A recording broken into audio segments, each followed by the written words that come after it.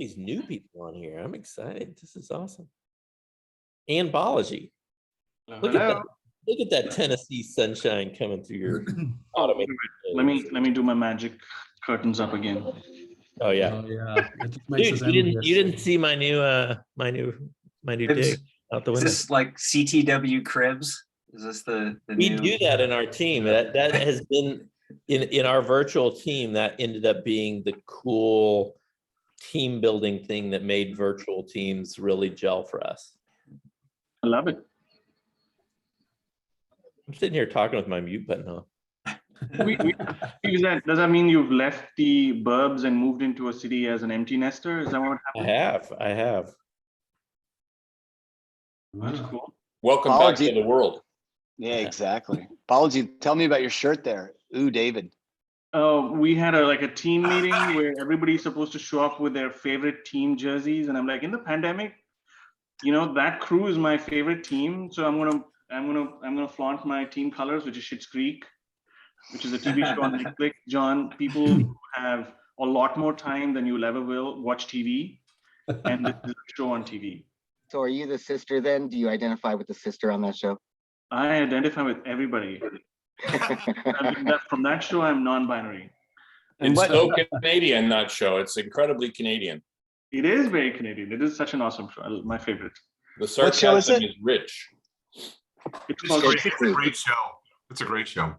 Hilarious. There's no time when I've worn this at an airport or to a restaurant that I don't have like 10 people coming in and wanting to chat about it. Yeah, that's funny. That's funny. That is a great show. I didn't hear what show you were talking about to begin with. Well, cool. Well, hey, this is so awesome to be here today. I actually like, one of the things I love about this group is that, the serendipity that happens. I was looking around the room as things launched and I was like, Steve King, I need to talk to Steve King. Steve's done so much great research. I need to bounce some ideas off him. And sure enough, in the breakout, it was Steve King. And so just the magic of serendipity.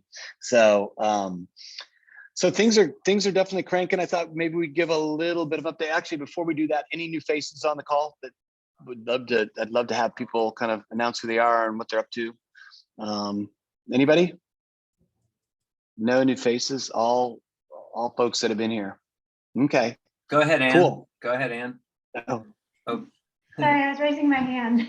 Oh, great. Sorry, I didn't see it. Hi, everyone. Ann Rush from the Boston area. I this year founded a company to connect HR freelancers and companies. Really excited to be here to talk with and learn from all of you. Wow, that's kind of cool. So HR freelancers. So tell us about that.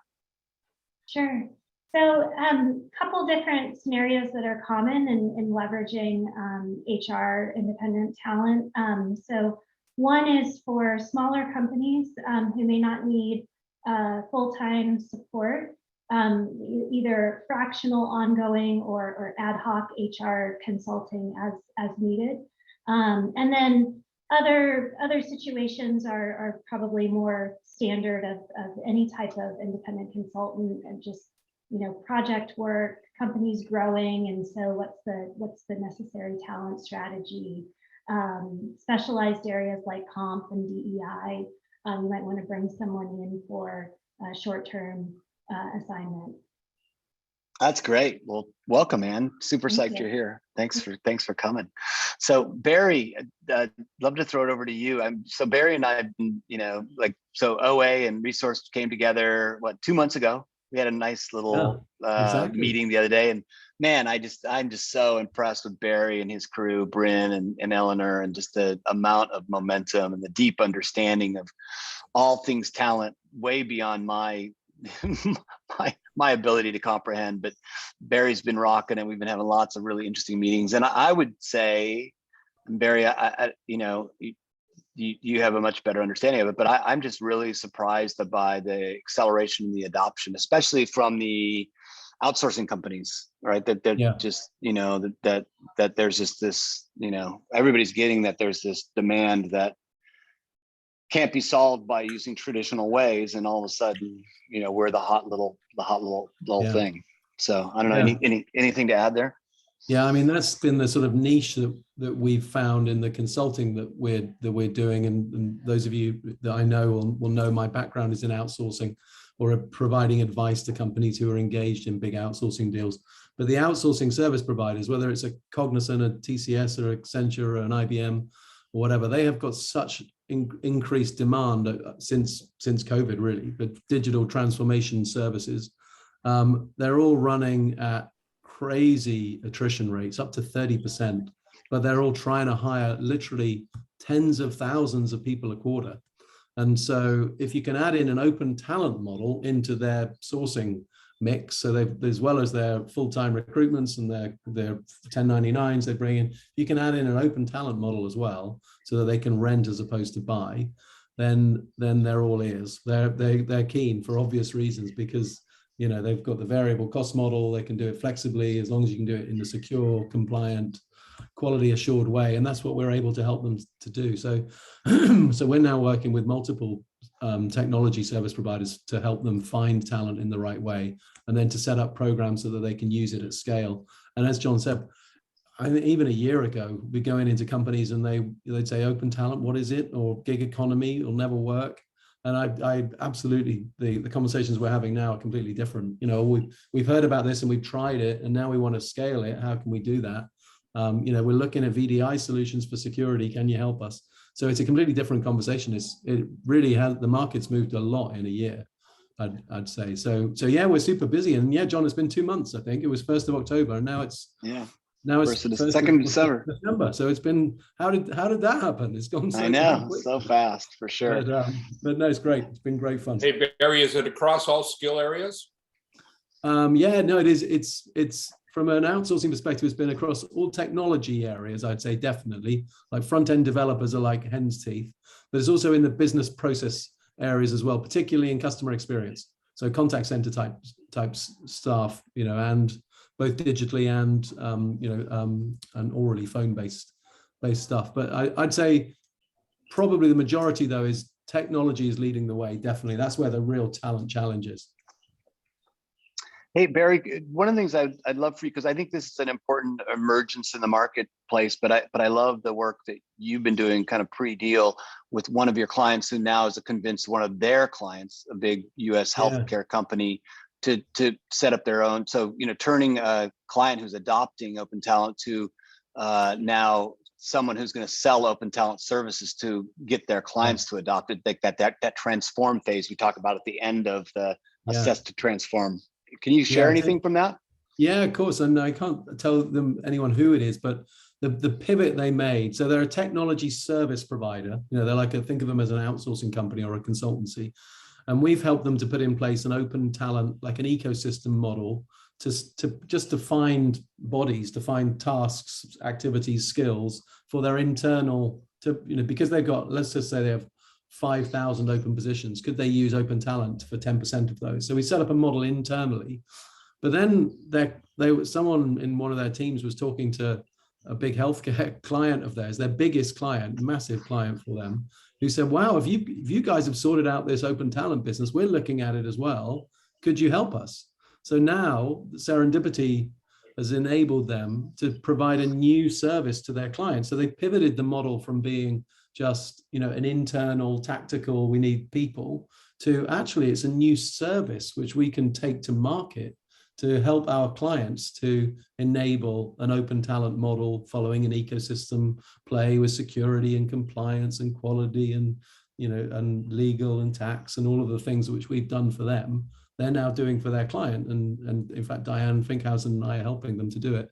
So they've made that pivot. And I think every service provider could potentially make that pivot from being internal, we need people, to actually, this is a new service we could take to our clients. And that's been, we didn't plan it that way. That wasn't part of our strategy at the beginning, but it's turned into something which will be hugely successful for them.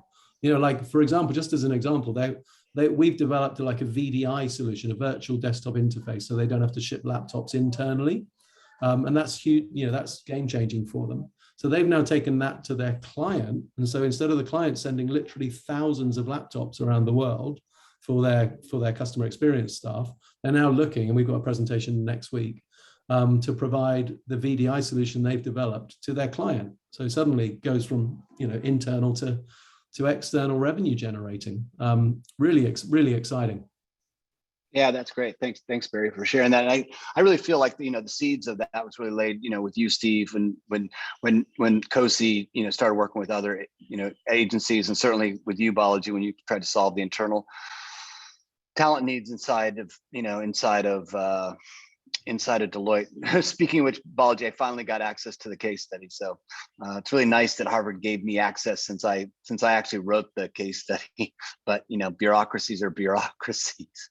But anyway, I think that we're seeing that as a really amazing model that an organization adopts things and then are able to use that adoption and be able to transform not just themselves but their ecosystem around them and offer their experiences. And Balaji, I keep coming back to one of the early days, and it wasn't that long ago, but I just loved your perspective that instead of doing consulting on open talent, you're just a super user and an early adopter of this stuff, and you're sharing your learnings. And I think that's a super important perspective for all of us, right, to keep in mind that this group is made up of people that just have lots of scars and lots of failures and lots of learnings, and that we should be out there sharing that however we can. So I think that's, to me, that's just kind of the natural progression of things.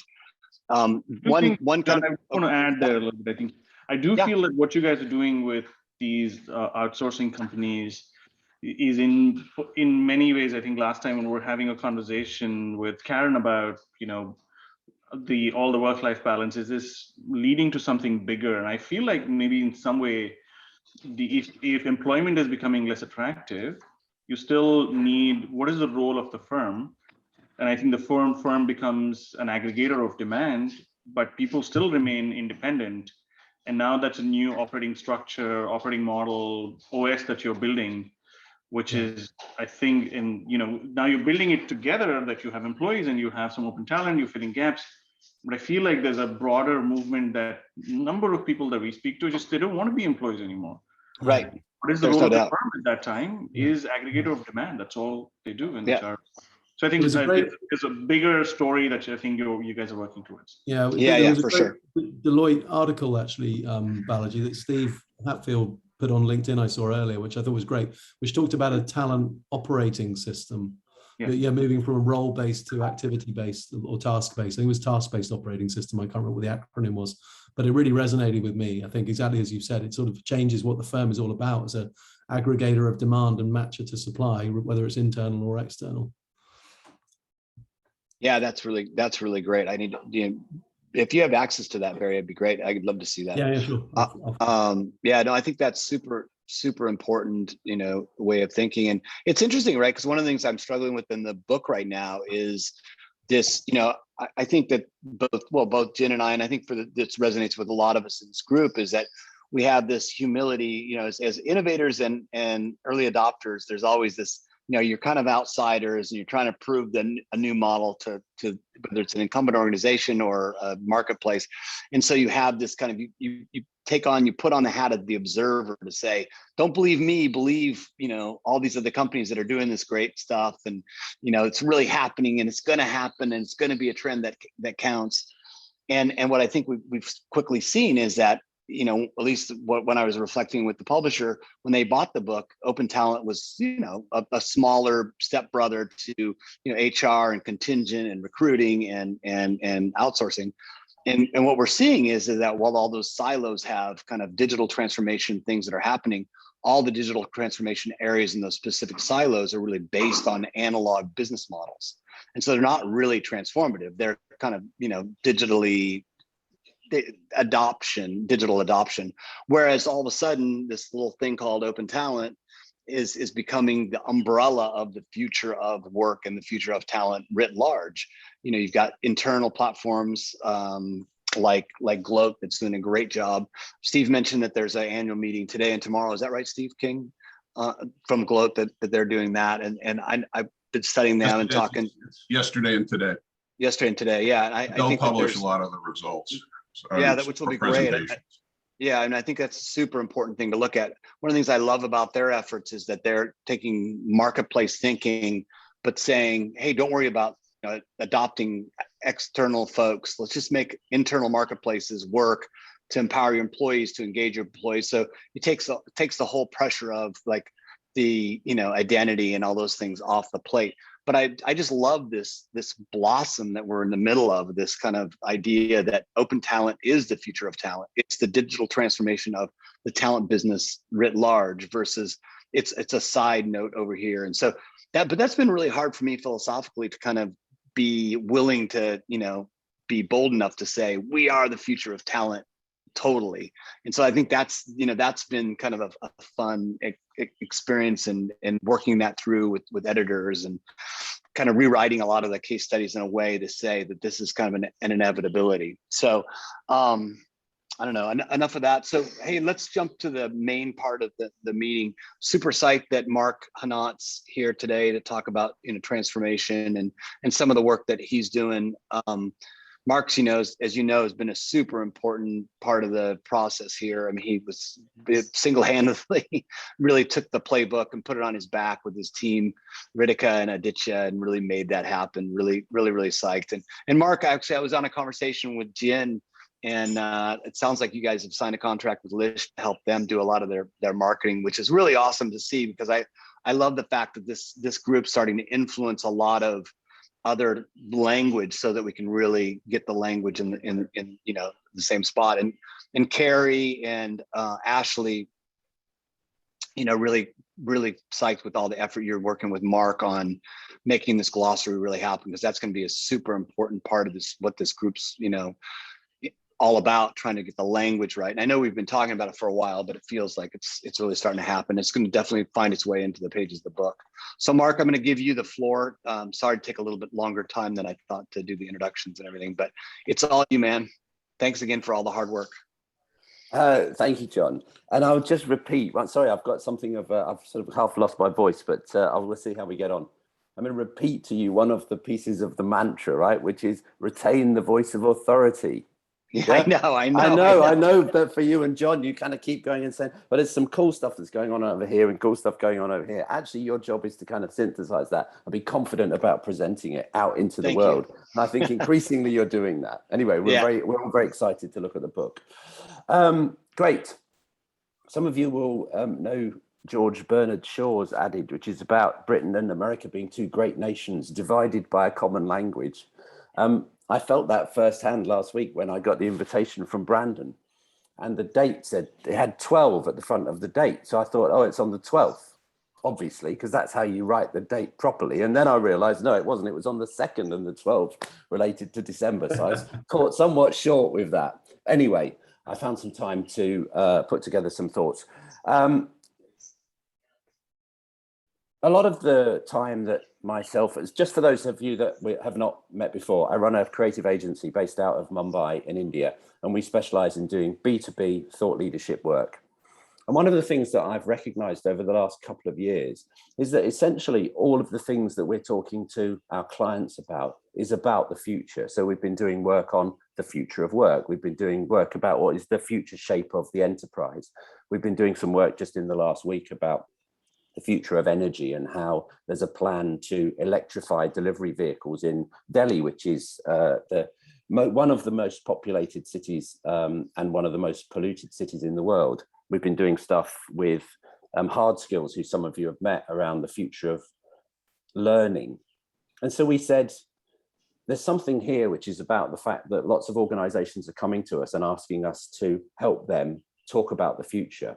And so what we decided we would do would be to gather our thoughts and publish what became a little publication called Talk About the Future. Our view is that really the best thought leadership should be anticipatory, that it should help us navigate the uncertainty of the future. And so what we did was we reached out into our community. We interviewed about a dozen people. John, you were on that list. I don't think that there's anybody else in the community who we spoke to. And apologies if I have missed anybody. We then used some of those insights and some of the work that we've done for the past decade, really, to try and elicit from that some themes, to think about who are the practitioners who are doing really good thought leadership work, and do they have some things in common? And what I'm going to do, I know some of you have already downloaded the handbook, I'm going to put in the chat the URL for that. So feel free to go and grab a copy of it. It's full of practical tips, right? This is not about theory and statistics. It's about how do you do good thought leadership. And what I'm going to do is be brief. I'm going to show one slide from that handbook. If Brandon, you can allow me to share screen.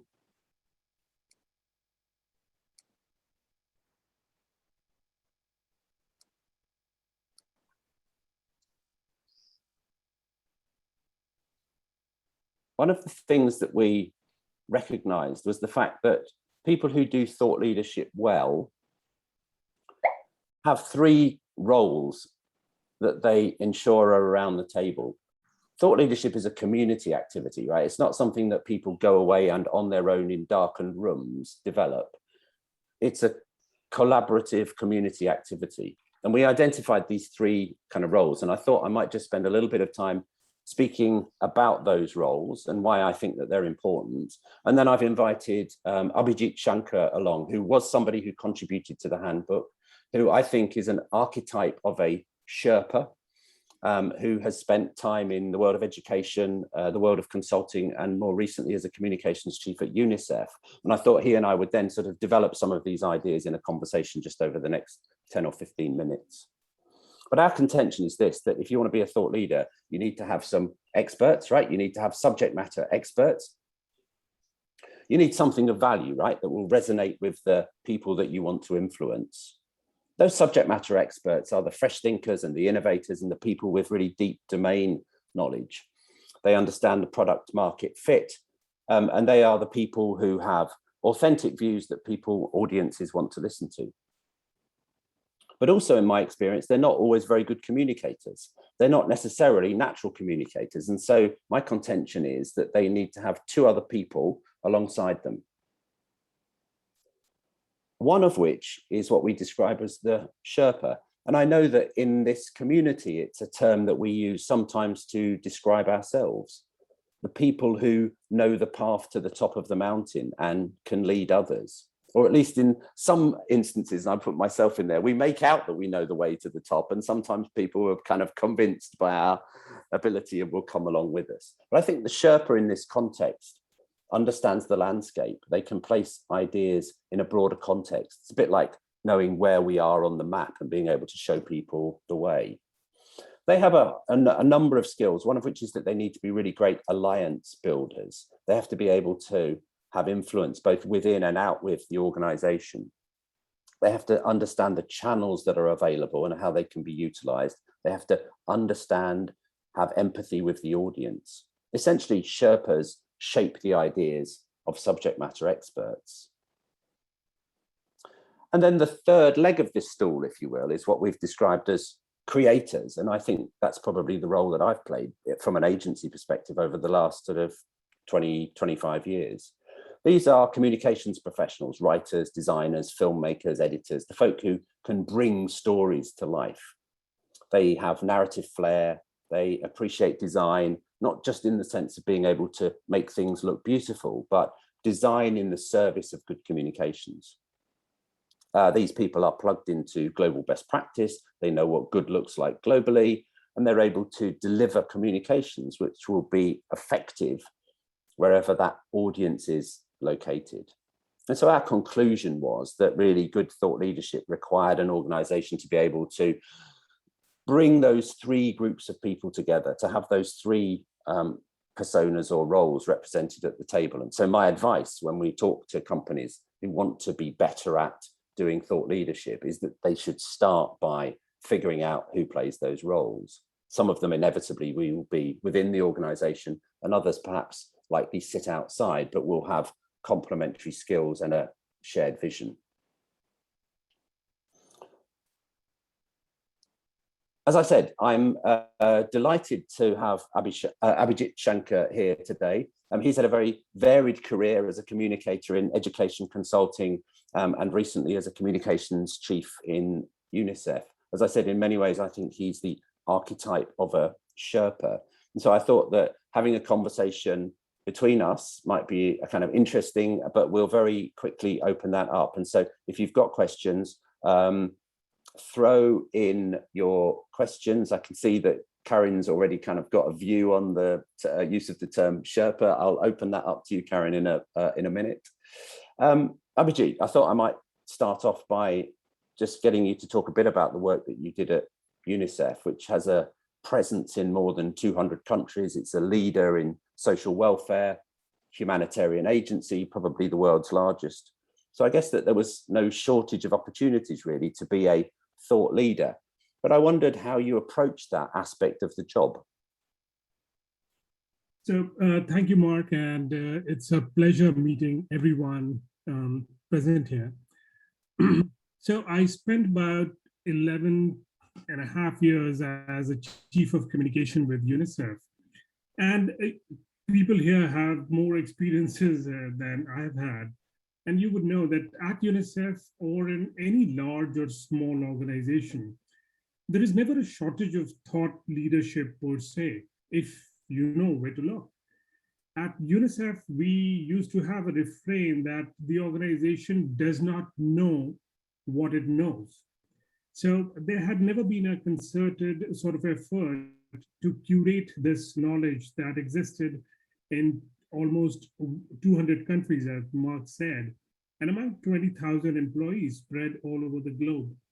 So this thought leadership has not been dealt with for about 70 years. So when I showed up, I started by talking with the old timers, people who had been doing the jobs tucked away in some corners of the organization. And that gave me a huge insight on where to look for the knowledge, for the information that the organization possessed. At the same time, I used technology to make it easier for people who were working out in the field to be able to centralize the thought leadership pieces, the process itself. And these would be thought leadership pieces that people would work on and that they would invariably be left on their laptops or their desktops. So the idea was to use this first step of digital transformation to bring everybody together on a platform like SharePoint or OneDrive, or I introduced Yammer way back in 2008 to the United Nations itself, to use one of these platforms to bring everybody together so that there can be a robust discussion there, all these thought pieces can come together. At the same time, you have to be able to convince your leadership team about the importance of thought leadership itself, about the opportunity cost, for it to become sort of mainstream in your strategic plan. It cannot be allowed to become sort of an afterthought. It has to be a part of your brand strategy, your communication strategy, digital transformation, or as the earlier discussion was going about, your employer value proposition. I'll stop there. Yeah. So one of the things that you and I have talked about in the past is the importance, and we mentioned it already today, the importance of community and being able to build alliances. What was your approach to that, given that UNICEF must have a phenomenally broad and complex set of stakeholders that you're engaging with, government clearly being one, but governments in all different parts of the world, all of the other kind of major global players who have an interest in development issues. So how did you approach that sort of alliance building from the perspective of that you've described, which is that you're trying to sort of centralize and gather this information? So thank you, Mark. Let me take the example of what we were discussing earlier, the example of Omicron, the coronavirus variant that's upon us.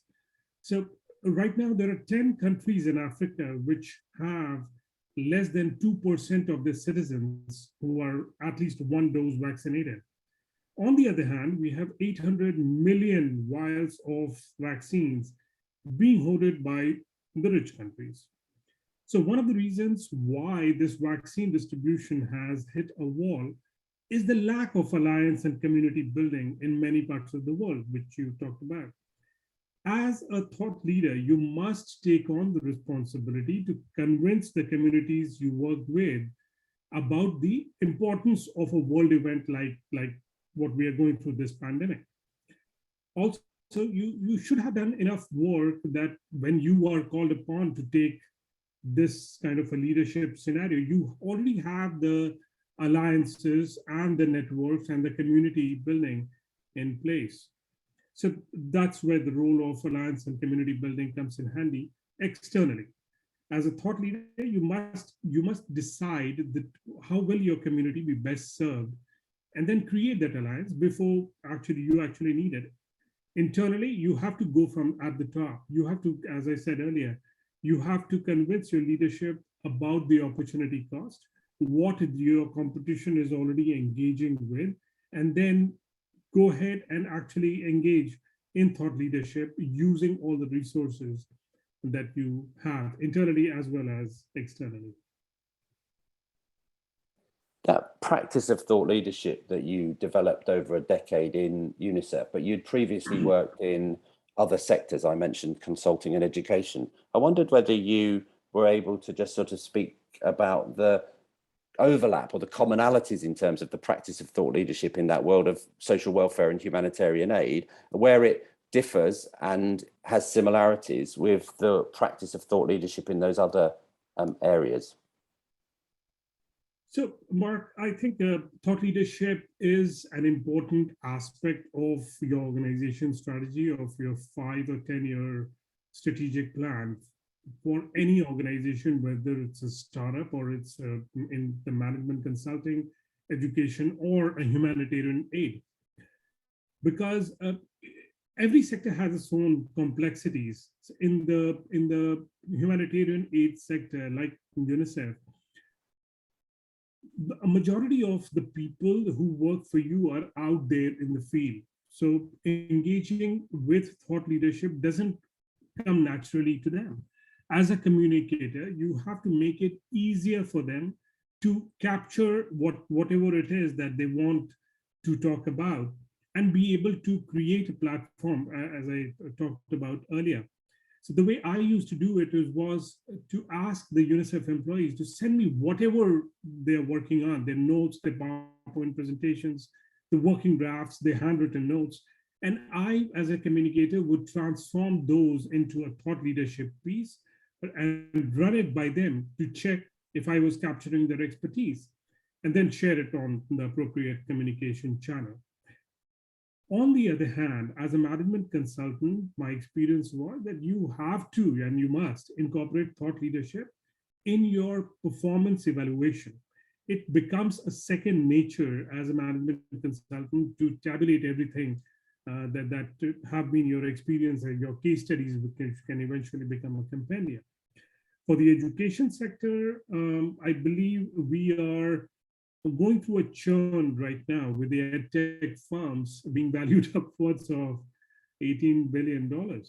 And I'm not talking about the 100 or 200 page research papers that the academicians may write, which finds very little audience these days, and people do not bother to read beyond 140 characters. So after this, the education sector, which is going through a digital transformation itself, in the next year or two, as the dust settles, we may see more need of thought leadership in that sector as well. One of the challenges, I think, for anybody that plays that Sherpa role, right, or indeed the creator, and I think Link's got an interesting point, which is about whether or not there's a crossover between their two roles, and there certainly can be, and we can all follow John's lead and wear different hats at different times. But, you know, one of the pieces of resistance that we come across is that we are deemed to be generalists. You're the communications guy.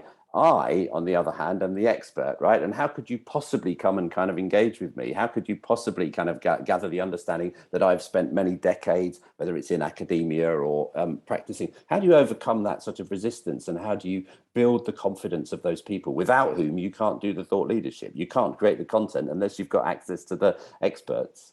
How did you approach that?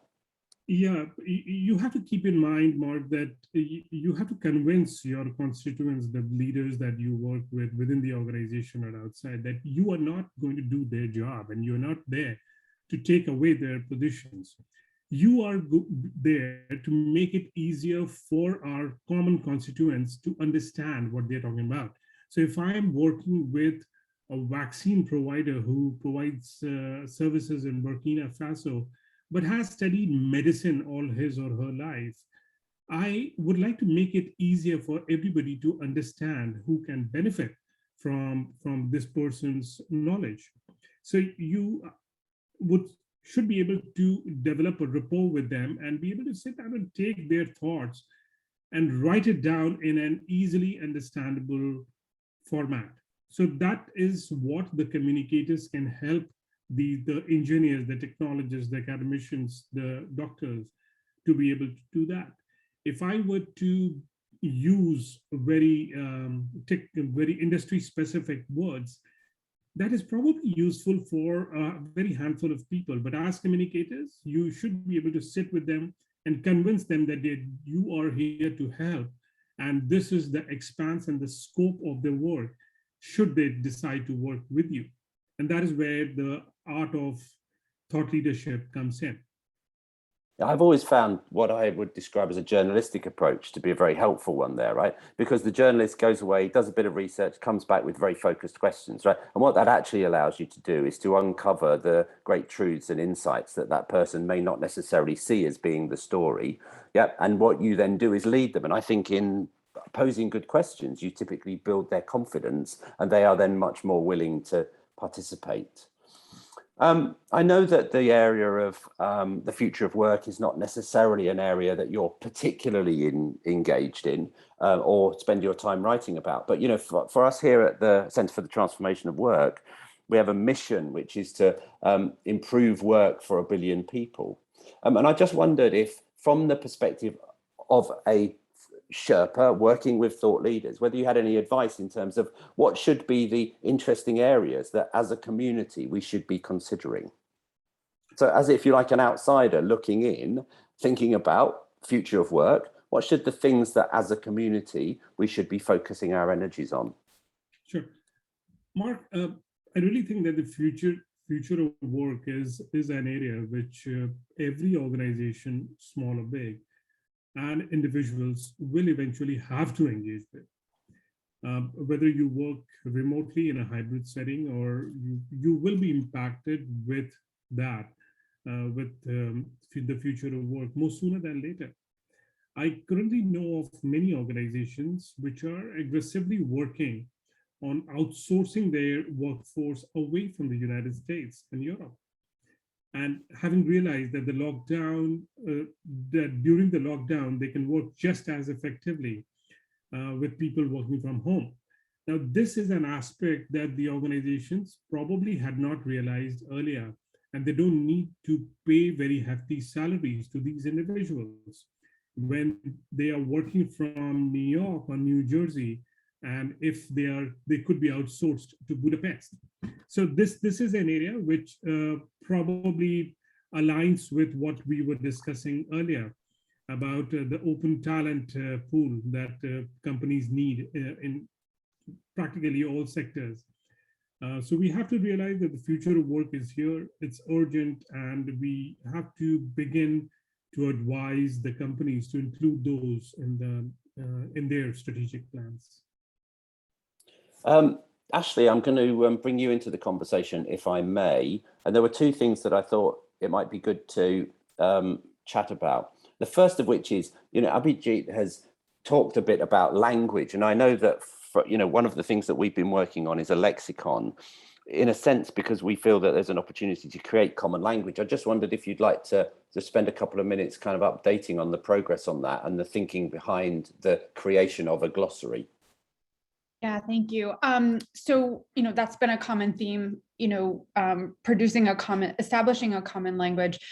There's a lot of misconceptions in the market right now. There's a lot of varying definitions. Barry talked in the beginning about how the conversation has even shifted in the last year, but it's still a little bit of the wild, wild west, right? So how can we sort of establish a common language, and how can we position CTW to sort of standardize, synthesize, and simplify that? And what does that look like from a practical standpoint?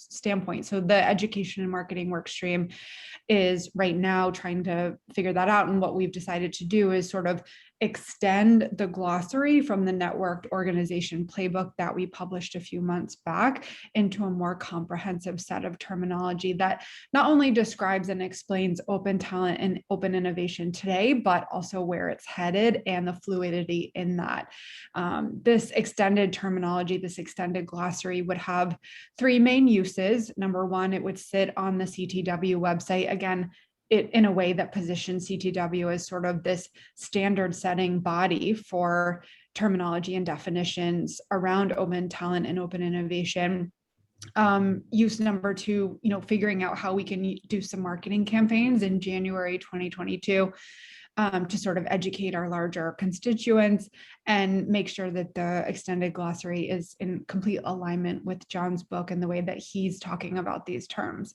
Some of the things I want you to be mindful about in terms of how we're being intentional about this work is a couple of things. So we're building on the terminology that's already been established in the market. For example, LISH and SIA have some definitions that I think we can expand upon, but also not be afraid to challenge that existing terminology and even token some new terms that CTW can own and be the face of. And then also making sure that the terminology and the new glossary is relatable to all of our stakeholders, the platforms, the enterprises, workers themselves, and our partners.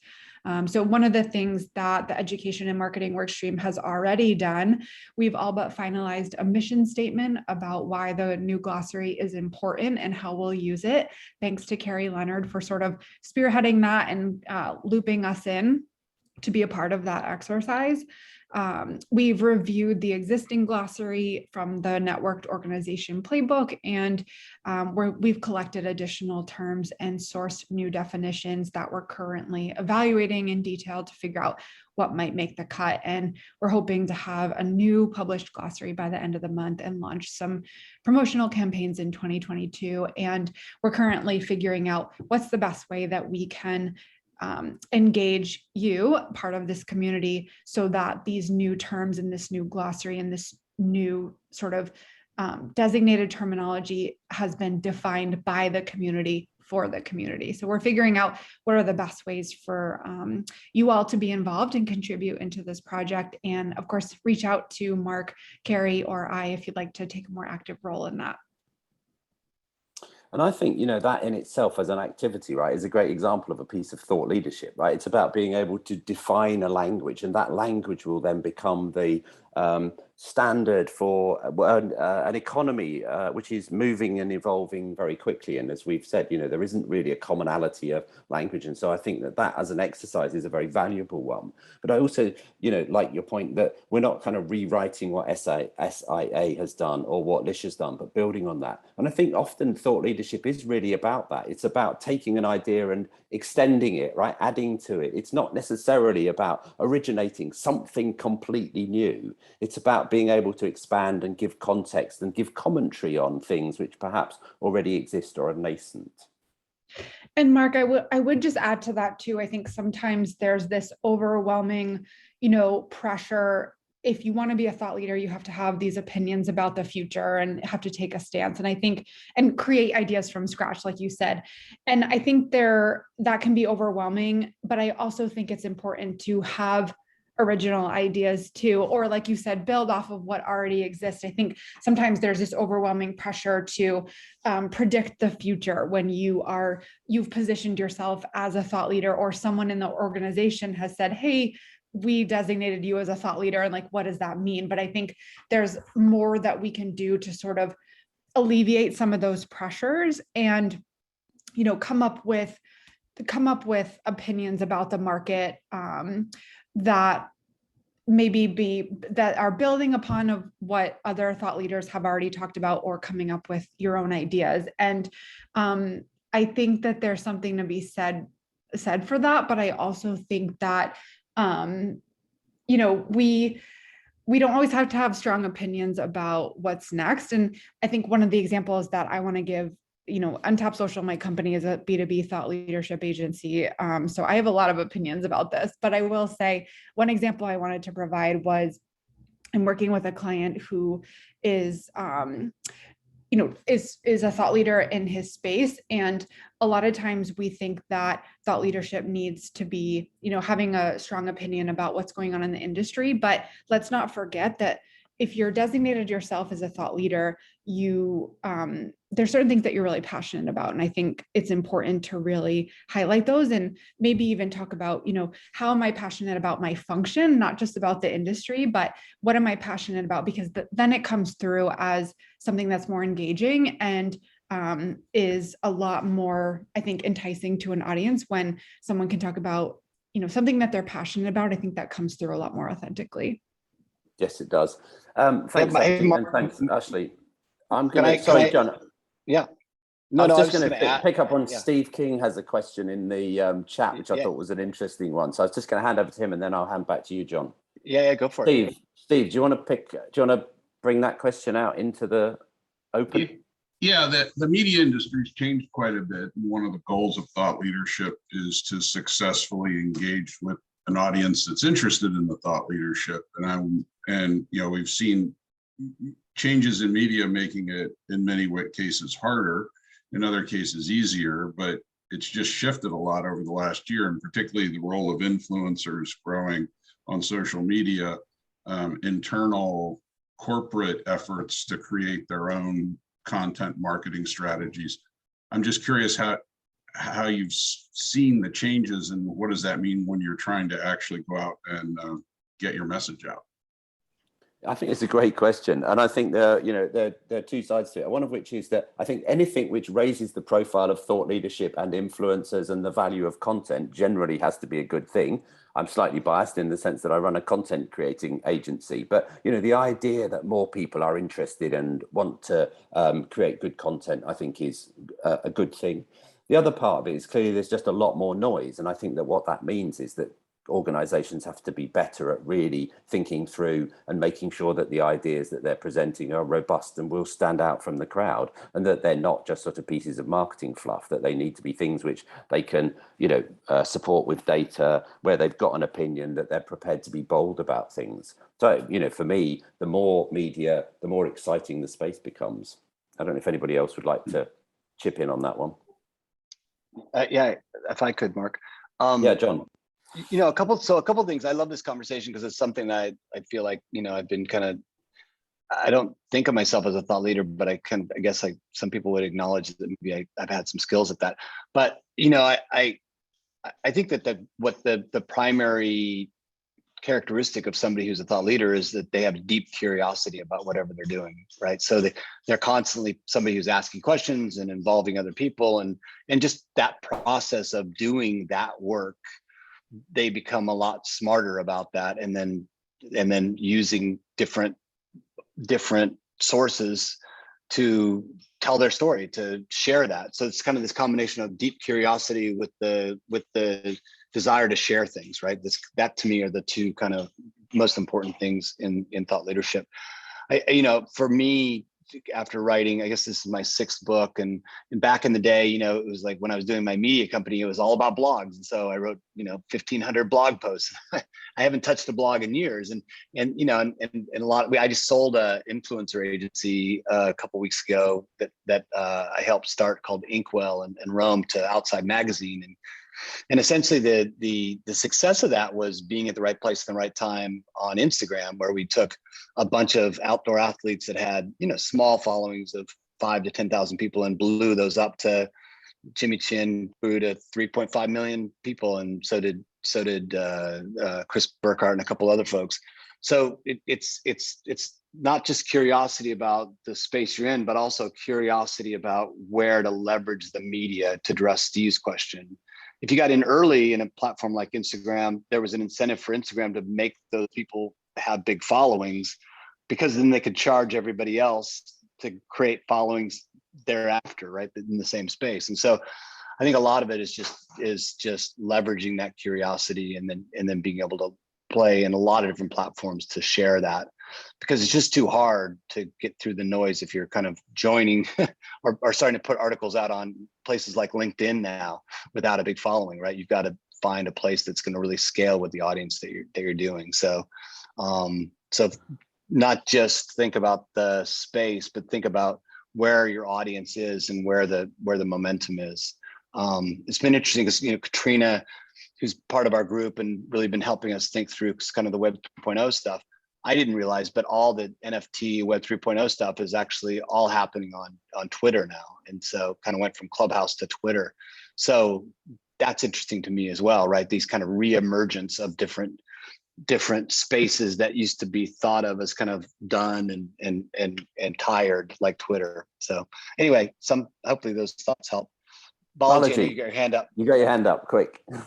Yeah, I mean, I'm going to take that agitator role in this conversation, which is the moment I hear anybody saying I'm a thought leader, I'm like, I'll see you later, because just the term is such a put off from.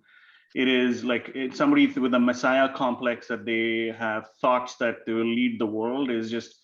I mean, you might get the respect based on a conversation, based on the work that you're doing.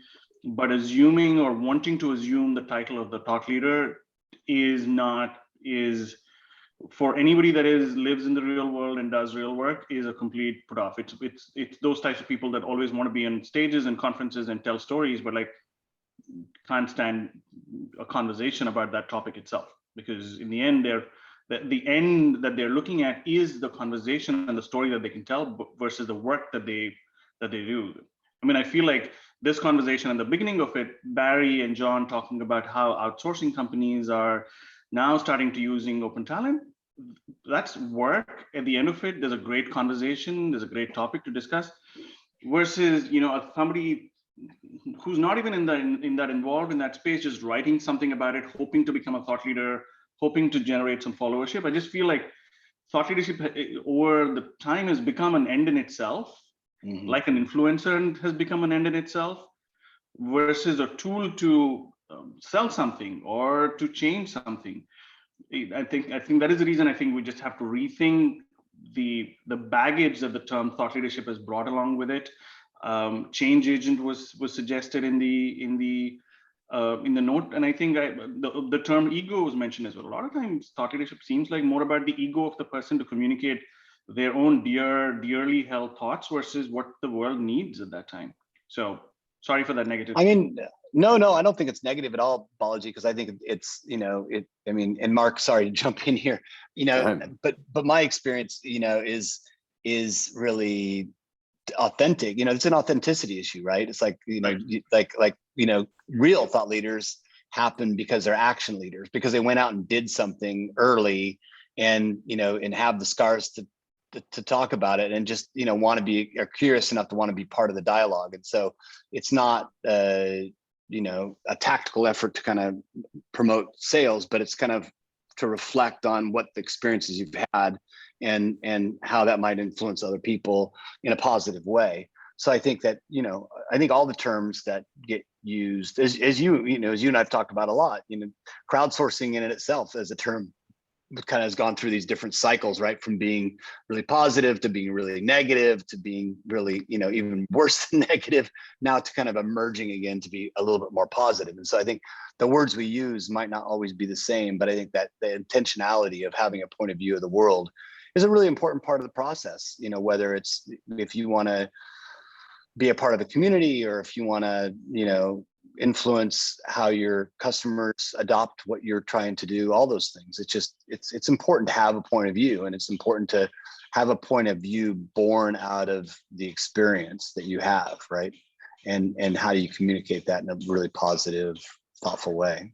Kind of back to what you've been encouraging me for months, Mark, is to, be a leader, right? Be an expert, kind of have the voice of authority, and authority comes from that kind of that experience, right? The failures and the trying.